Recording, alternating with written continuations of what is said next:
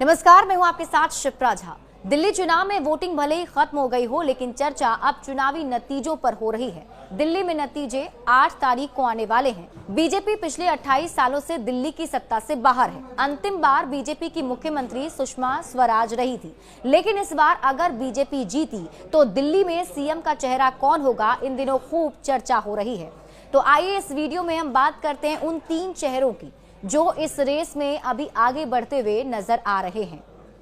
BJP अगर जीतती है तो इन तीनों पर दांव लगा सकती है। सबसे पहला नाम मनोज तिवारी का सामने आ रहा है।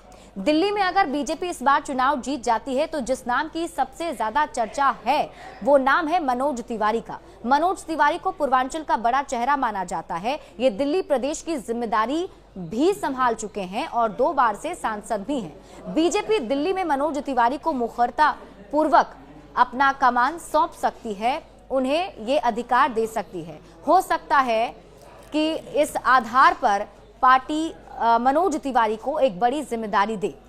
दूसरा नाम है विजेंद्र गुप्ता का। दिल्ली के रोहिणी विधानसभा से बीजेपी प्रत्याशी और विधायक विजेंद्र गुप्ता एक बार फिर से इस सीट से चुनावी मैदान में है। उनका मुकाबला कांग्रेस पार्टी की तरफ से भी था। कांग्रेस और आम आदमी पार्टी के जो नेता हैं वो भी यहाँ पर सामने थे।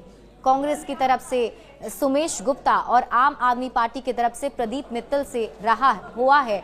विजेंद्र गुप्ता ने पिछले 10 वर्षों में दिल्ली में बीजेपी के धाकड़ नेता के रूप में अपनी पहचान बनाई है और हो सकता है कि अगर दिल्ली में बीजेपी चुनाव जीतती है तो इन्हें भी बड़ी जिम्मेदारी मिल सकती है। आपको बता दें कि बीजेपी में पिछले 10 वर्षों में दिल्ली में बीजेपी के धाकड़ नेता के रूप में अपनी पहचान बना चुके हैं और आम आदमी पार्टी के प्रमुख अरविंद केजरीवाल के खिलाफ लगातार विपक्षी भूमिका निभाई है। गुप्ता की पकड़ पार्टी के कैडर और संगठन में भी मजबूत मानी जाती है। बीजेपी अगर जीती तो विजेंद्र गुप्ता पर भी दांव लगा सकती है।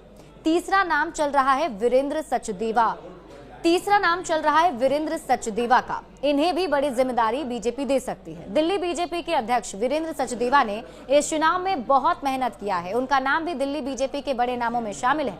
अगर दिल्ली में पार्टी जीती तो उनका योगदान भी माना जाएगा। ऐसे में अगर पार्टी को जीत मिलती है तो पार्टी इनको भी सीएम का चेहरा बना सकती है। हालांकि अभी ये बस कयास भर ही है। देखना होगा कि इस पर फैसला क्या लिया जाता है। हालांकि अभी नतीजे आने भी बाकी हैं कि दिल्ली में किसकी सरकार बनने जा रही है। अगर हम एग्जिट पोल के आंकड़ों की बात करें तो ज्यादातर एग्जिट पोल ने बीजेपी की सरकार बनती हुई दिल्ली में दिखाई है, लेकिन देखना दिलचस्प होगा कि नतीजे क्या सामने आते हैं। बड़े अपडेट्स के लिए जुड़े रहिए न्यूज़ 18 बिहार झारखंड के साथ।